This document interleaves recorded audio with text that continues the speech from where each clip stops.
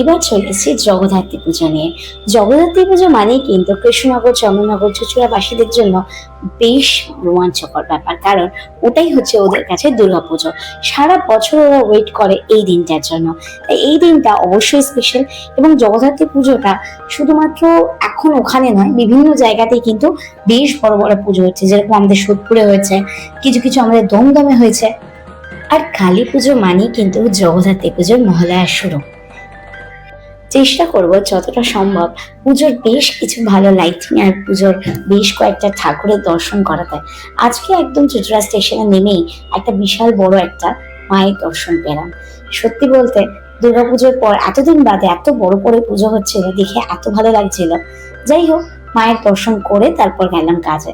তার আগে এই সুন্দর প্যান্ডেলটা একটু তোমাদের সামনে তুলে ধরতে চাই। প্যান্ডেলটা কিন্তু গামছা দিয়ে হয়েছে এবং আরো বেশ কয়েকটি সরঞ্জাম যেমন শাড়ি, চালনের ব্যবহার করে প্যান্ডেলটি সম্পন্ন হয়েছে। আবার একটা পুজো প্যান্ডেল নিয়ে দেখা হচ্ছে। আজকের জন্য শুভরাত্রি। সবাই ভালো থেকো, সুস্থ থেকো এবং ভালো করে পুজো কাটাও।